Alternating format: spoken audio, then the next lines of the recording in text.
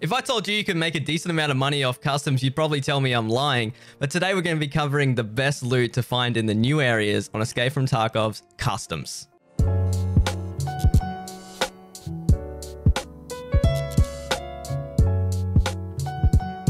So for reference here, today we're going to be starting out in front of the main extract here on boiler side ZB11 and heading away towards the two-story nearby, and heading inside on our left, we're going to be met with some technical spawns and also a grenade box. Heading towards the back near these barrels, we can find a fuel spawn and also more technical spawns all around and on top of the barrel.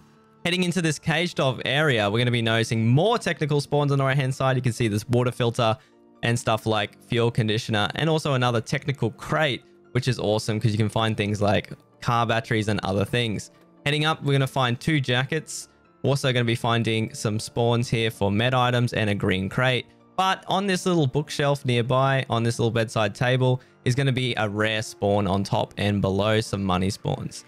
Also going to be finding tech spawns near these computers on each side, 2 computers and 2 toolboxes while you're up here. So there are some decent spawns in this new area. As we run towards the next building here, we're going to be finding one of these hidden caches here. But for reference, guys, we're not actually going to go through each and every single one of these, but I'll link a map down below if you guys are actually interested in these. Heading away from this building and towards Smokestack, or the 2 crate warehouse with the dead scav. This isn't actually new, but I thought I'd cover the military checkpoint spawn just behind the dead scav here between his bag.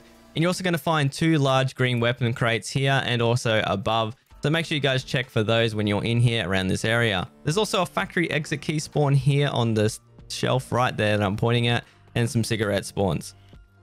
As always, guys, if you're enjoying these videos, make sure to like and subscribe. I'm going to be working on some more customs content coming up soon, so you guys don't want to be missing any of that.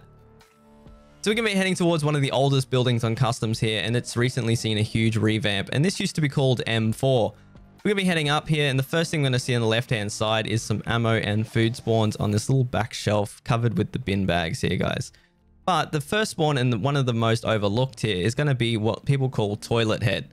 A Toilet Head can spawn a Rolex on his wrist here, and he can also spawn some rare items around, so make sure to check him for rare items. A lot of people overlook this spot.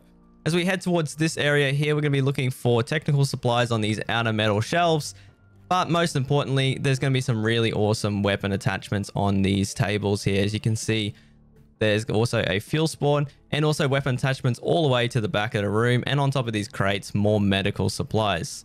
So this area actually has some decent loot, and this building not only has a few buildings nearby with good loot, but they've actually added some more weapon spawns and also food spawns around the place to really increase the spawn here, with 2 jackets and another rare spawn on the couch here. So you can see that these new expansions have actually widened just the availability of loot around this area, so you can actually make some decent money even on scav runs when people are lazy. Just underneath as well is a USEC stash on customs key. Now, this key's been in the game for a while, but I thought I'd cover it since it's just below. It's around about 300 to 400,000 on the market right now. It's a decent key because it has some decent weapon attachments and also ruble spawn, and you can find some, some gunsmith parts that sell for a fortune on the flea market found in raid. The second part of the key can be unlocked on this door on the other side, and you're going to find some more decent spawns inside here. On the ground are some barter spawns where you can find more technical items inside there and the broken crate. And you've also got a large green crate and a black box with also a cigarette spawn, which you can see on the ground there. Opposite in this open locker, you have another weapon spawn, which is pretty decent. So there is a lot of money to be made around this area, and you guys are probably starting to realize that you may have been missing these.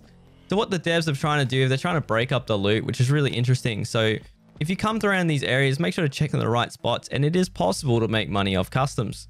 You're going to find some more decent weapon attachments at the back here, and these shelves are pretty good for when I'm looking for gunsmith parts, as well as ammo in this blue locker. But let's head up to this other side here on the second floor.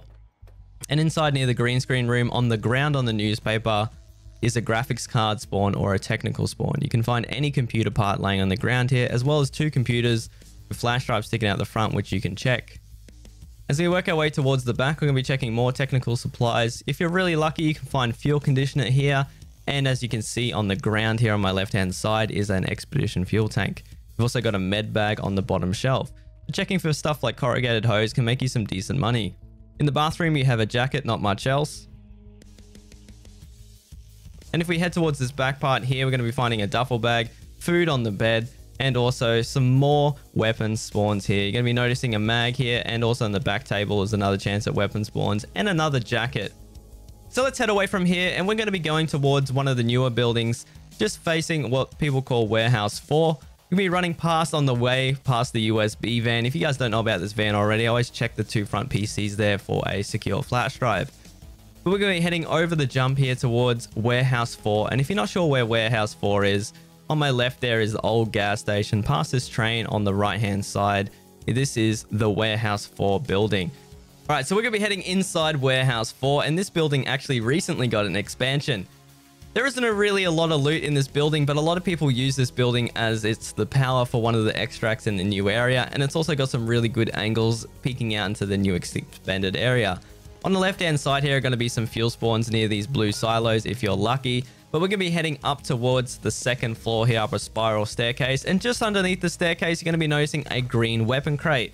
As we head up to the second floor, we're not really going to find much except a table with some attachments. But once again, when you're up on the second floor here, there are a few gaps in the windows that allow you to see into the new expanded customs, which is pretty cool. It's a really good angle and some decent spots that you can pull. As we run into this little area here, we're going to be noticing on top of these boxes are going to be some more weapon attachments and a small weapons crate. So this whole area is actually pretty dangerous, however, because a lot of people will move through this building when heading towards the other side of customs or turning the power on, so be careful. Heading down in towards this collapse ramp, down in towards the basement, we're not really going to find much, but there's going to be a sleeping bag here on the right hand side, which is going to have some med spawns, some ammo, and at the very back, we're going to be finding a large black weapons crate. Going to be a fireside here with a bed with some food spawns, and just past that is a duffel bag. So there is some decent loot to be found, just got to know where to look for it. As we head back up to the first floor here, guys, we're going to be heading towards one of the other offices. And popping up to the second floor, we're going to find once again more weapon attachments on top of this table. So you're starting to see a trend here for customs. There's going to be a lot of decent weapon spawns across the whole map, which is pretty good, especially when you're doing your early game tasks. You can find some decent attachments, and if you're lucky, some stuff for your gunsmith tasks to save a bit of money. We're going to be heading up inside this red weapons crate is once again, and yes, you're probably sick of hearing it, more weapon attachment spawn. So basically what the devs have done is they turn customs into the weapon smuggling plant, it seems like. Also in the back here is going to be a jacket and also some technical supplies on both of these shelves. So let's head towards the ZB13 power, guys. This is how you power one of the new extracts. I just thought I'd throw this in here for anyone curious. Inside Warehouse 4, we're going to be going towards this little power. We find technical spawns here on the shelf, but there's going to be a little switch similar to anything in labs or D2 on reserve. As soon as you turn the power on, the ZB13 will go green. If it's green, it means the power is already on, so just be careful of that. And once again, guys, if you're not sure where we are, this is where you jump onto the toilet to get over to the other side. This is Warehouse 4, and there's also a crate back there as well. So while we run past, we're going to be going towards the new area of customs, running towards old gas here. And I thought I'd show you a cheeky little parkour spot where you can jump on this pipe and then jump into the tree, which will save you, you know, about 10, 20, 30 seconds depending. And it can help you avoid the scabs and old gas if you don't want to deal with them. There's a cheeky little jump here you can do to save yourself time and also the conflict. So as you can see on the flare on the left-hand side, there's old gas station. So let's head away from here, and we're going to be going past what I call Rashala's sex den, and we're going to be heading inside of it. So this area here is one of the new Rashala spawns. I'm not really sure of the main call out for this building, but there is some decent loot to be found. You can find some food on the bed. We're going to find a duffel on the couch, a large green weapon crate, and we're also going to be finding some more food on top of these stretched mattresses here. So let's head outside, and we're going to be going underneath here towards the ZB13 extract that we were talking about earlier. Heading down in towards the basement, we're going to be met off with a cage door that's locked. It can be unlocked with the factory exit key. And once you've unlocked this, you can just head straight inside and you're going to start extracting at ZB13. This is the thing that we turn the power on for, since you can't actually extract until the power's on, but you can unlock the door. So we're going to be heading back up and we're going to be checking some of the more spawns inside RSD. Now this building's really decent, but once again, guys, be wary when coming into these buildings for multiple reasons. The first reason is obviously Rashala. but also player scavs, guys, so be careful. Heading inside, we're going to be met with more technical support spawns on the right here on these shelves. You can find some cool things. You've got a medical supply crate here. You've also got a large weapons box on the left-hand side, a smaller weapons box, a med crate, and you've also got some food spawns on the bed and nearby. And on top of these two crates here, you've also got another weapons box and 2 jackets. So you're starting to realize that there is a lot of loot, but however, this building is extremely hot and there's a lot of player movement around this area. This is what I would call the new dorms for PvP.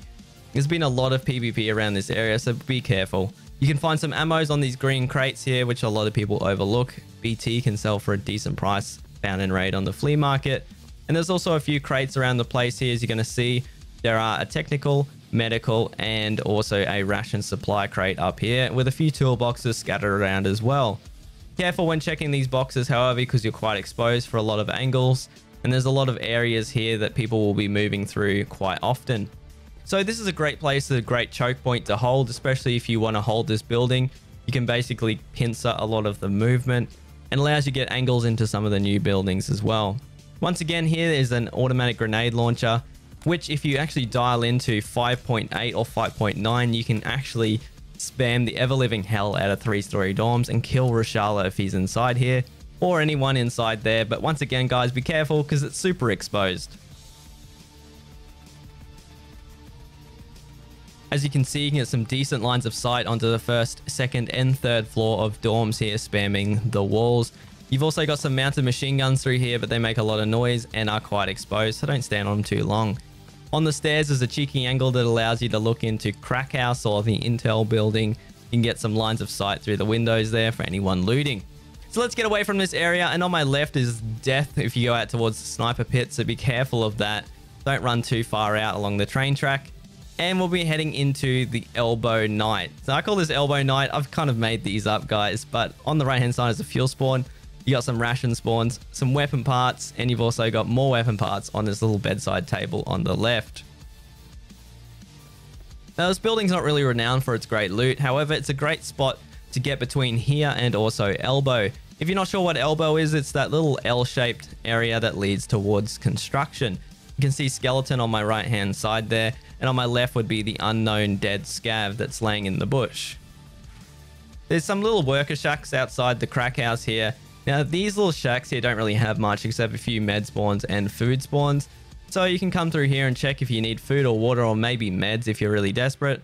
But there's no real reason to be in any of these. I've checked them multiple times and haven't found anything great. If you guys happen to find anything in these, let me know in the comments down below. I might have missed them, but I've been checking them religiously and haven't found much else. As we head inside to the Intel building, the med building, and sometimes people call it the crack house as well. We're going to be heading inside, and then the right hand side here is going to be a door which we're going to open up. We're going to be met with a duffel bag, food spawns, also more food spawns, ammo, and a jacket here. This is decent. This building is probably one of the best buildings in the customs expansion. However, it's extremely dangerous. You can see there's a lot of meds to be found in this building.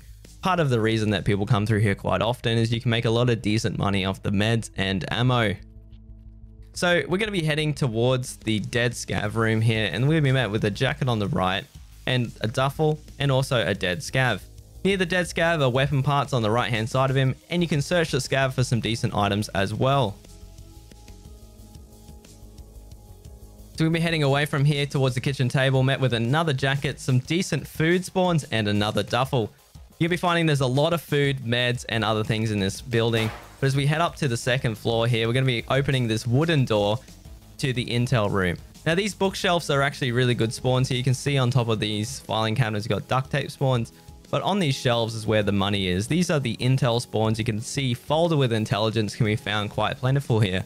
However, this room is made out of wood, and people know when you're in here, and a lot of people will be coming here looking for these intelligence folders. So don't think you got this place to yourself. When coming here, you can make some decent money, but you need to be careful because you are making a lot of noise. Heading away from the intel building towards the med side of the building, we're going to be checking these metal shelves here for awesome med supplies. There's going to be meds along all the top of the tables and also near the chair and on the ground. There's plenty of meds to be found around this area on every single nook and cranny. So if you're ever hurting for meds, this is the perfect place to check. Once again, as we move away from the shelf here where we found more med supplies and we head towards the other side of the building, there's the last room here, which you can see is also another room full of meds that can be found on the boxes here and on the shelves with more food. So guys, that's it for this video. If you enjoyed this, let me know in the comments down below if you'd love to see any sort of other videos. Make sure to like and subscribe. I might be working on some more customs guides so you don't want to miss them. And as always, guys, we'll see you on the next one.